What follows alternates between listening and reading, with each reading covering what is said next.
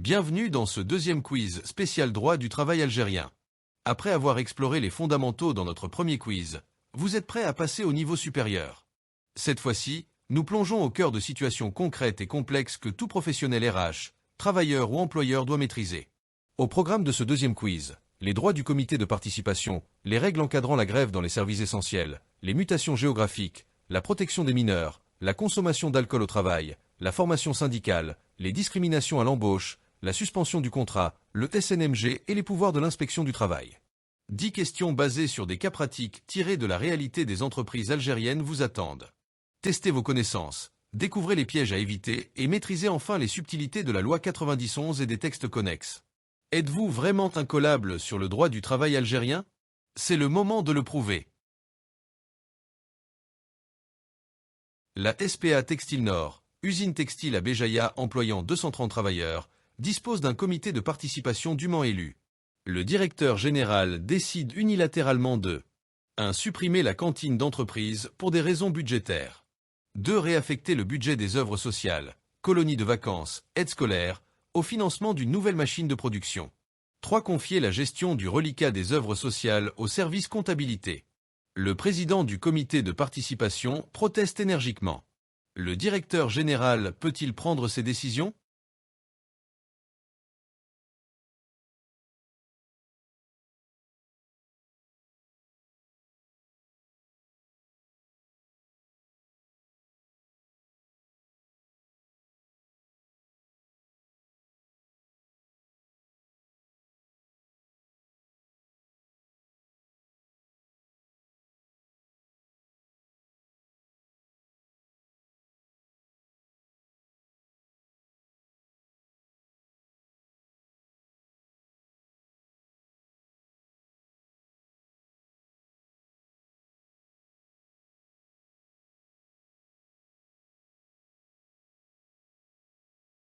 Les travailleurs de l'Epic Energy Distrib, établissement public de distribution d'électricité à Djelfa, décident de se mettre en grève illimitée à compter du 1er avril 2024 pour revendiquer une augmentation salariale. Le préavis de grève est déposé 3 jours avant la date prévue. Aucun service minimum n'est organisé. Le jour J, la totalité des travailleurs quittent leur poste, provoquant une coupure générale d'électricité dans toute la wilaya. Le Wali saisit l'inspecteur du travail en urgence. Cette grève est-elle licite?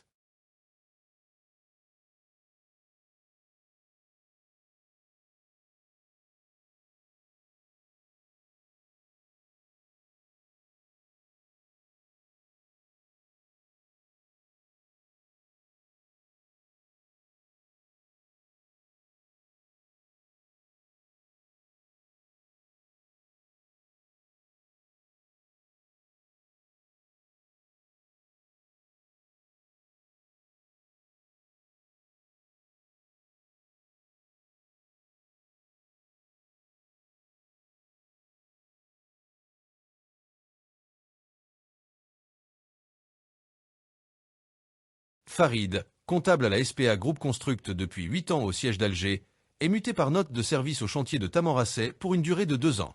La note de service mentionne simplement: dans l'intérêt du service, M. Farid est muté à compter du 1er mai 2024 à notre chantier de Tamanrasset. Farid n'a été ni consulté, ni informé préalablement. Son contrat de travail initial mentionne Alger comme lieu de travail et ne contient aucune clause de mobilité. Farid refuse de rejoindre son nouveau poste. Le 15 mai, il reçoit une mise en demeure puis est licencié pour abandon de poste le 30 mai. Le licenciement de Farid est-il justifié?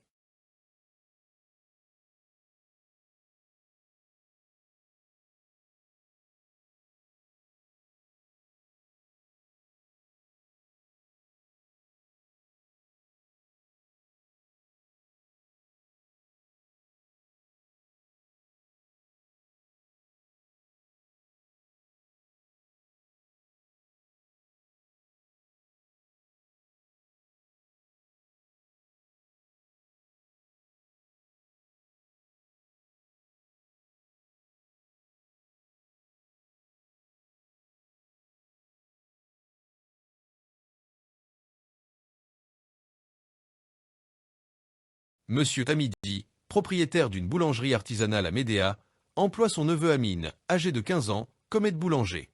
Amine travaille de 4 heures à 12 heures tous les jours, y compris le vendredi. Il porte des sacs de farine de 50 kg et manipule le four à haute température.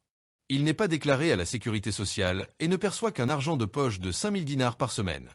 L'inspecteur du travail effectue un contrôle inopiné. Quelles infractions peut constater l'inspecteur du travail?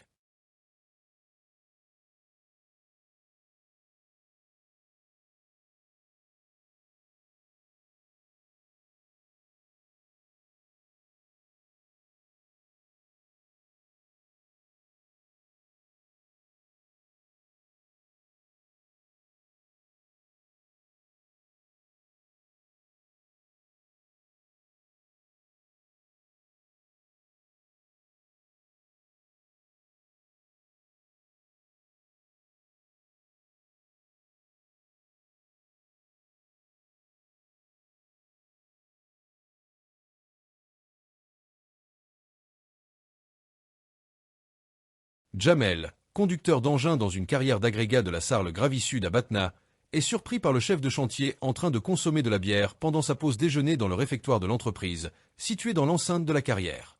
Jamel se défend. C'est ma pause. Je ne suis pas à mon poste. Je ne conduis pas d'engin. Et la bière n'est pas de l'alcool fort. Le chef de chantier rédige un rapport. Le directeur engage une procédure de licenciement pour faute grave sur le fondement de l'article 73 alinéa 7 de la loi 90-11. Le licenciement pour faute grave est-il juridiquement fondé?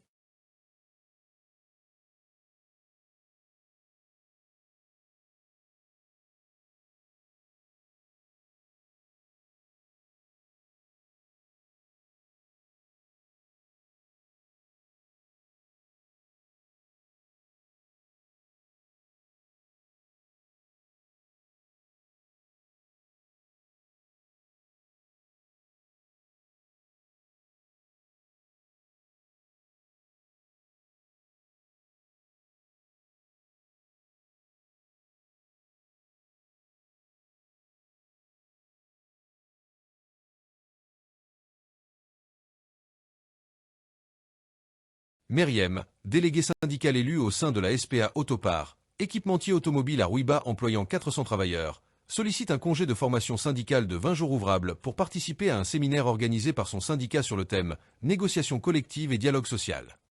Le DRH refuse sa demande en avançant 3 arguments. 1. 20 jours, c'est trop long, la production ne peut pas se permettre votre absence. 2. La demande aurait dû être faite 60 jours à l'avance. 3. Ce type de formation n'est pas reconnu par notre entreprise. Le DRH a-t-il juridiquement raison sur ces 3 points?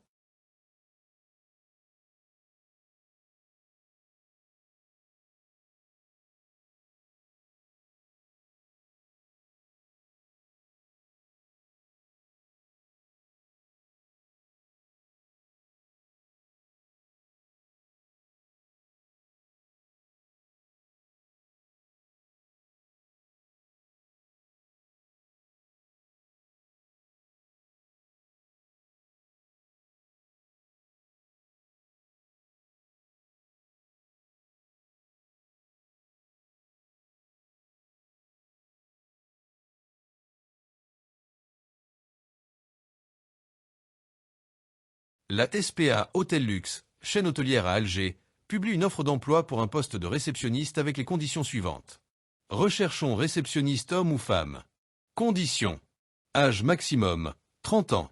Taille minimum, 1,70 m. Célibataire de préférence. Bonne présentation physique exigée. Candidature féminine privilégiée.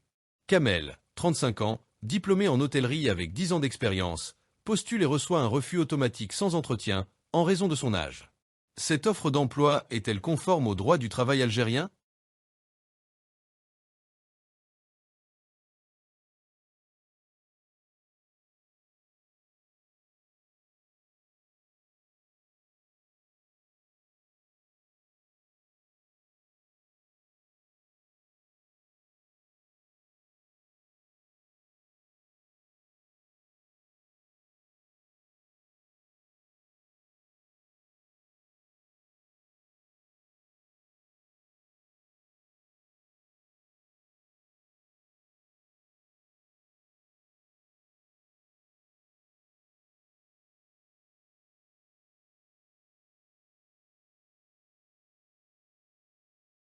Nassima, cadre commercial à la SPA Import-Export à Oran, est élue membre de l'Assemblée populaire de Wilaya lors des élections locales de juin 2024. Elle informe son employeur qu'elle souhaite suspendre sa relation de travail pour exercer son mandat électif d'une durée de 5 ans. Le DRH lui répond: un mandat électif local n'est pas un motif de suspension. Vous devez démissionner ou continuer à travailler normalement. Si vous ne vous présentez pas lundi, nous vous licencions pour abandon de poste. Le DRH a-t-il raison?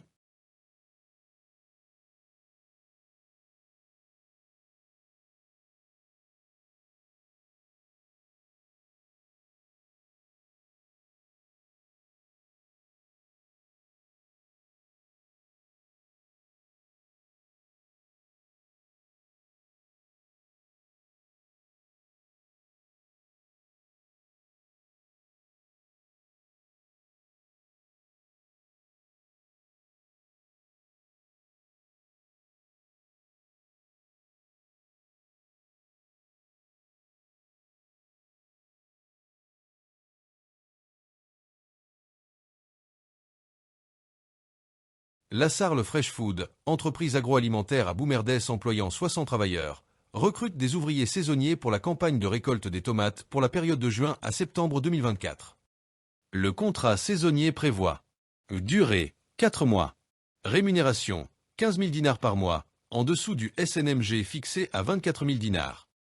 Justification de l'employeur: c'est un contrat saisonnier, pas un emploi permanent. Le SNMG ne s'applique qu'au CDI. Prime de rendement, à la discrétion de l'employeur, versée en fin de saison si les objectifs sont atteints. Les ouvriers, des travailleurs agricoles peu informés de leurs droits, signent sans contestation. La rémunération proposée est-elle conforme à la loi?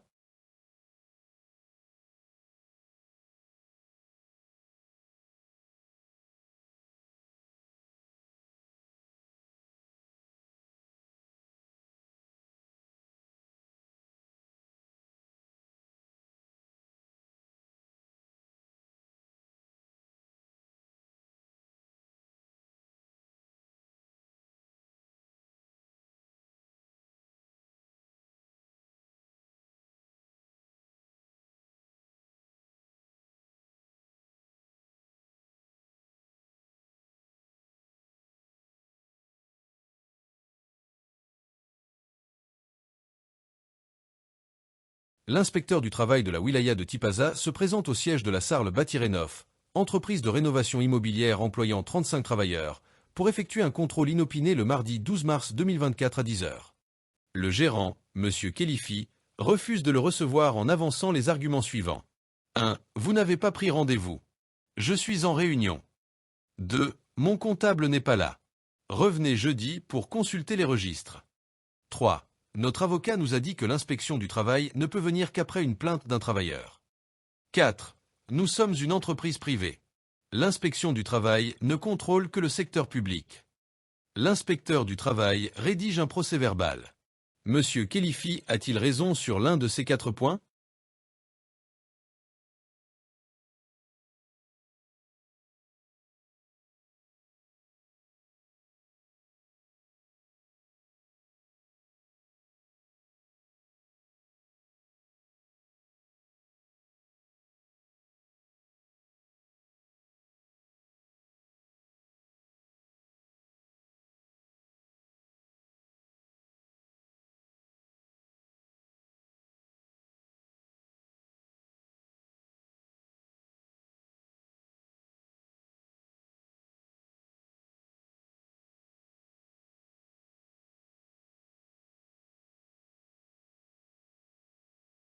Bravo d'être arrivé jusqu'au bout de ce deuxième quiz.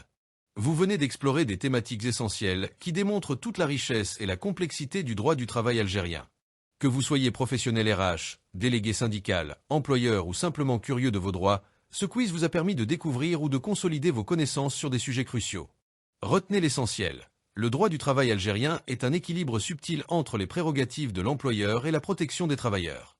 Ce quiz n'est qu'une étape dans votre parcours de formation. Le droit du travail évolue constamment, loi 2302, loi 2308, etc. Et la veille juridique est indispensable pour rester conforme et protéger efficacement vos droits ou votre entreprise. N'oubliez pas, en cas de situation concrète, consultez toujours un expert ou référez-vous aux textes officiels. La théorie, c'est bien, mais la pratique exige rigueur et précision. Abonnez-vous pour ne pas manquer les prochains quiz et continuez à progresser.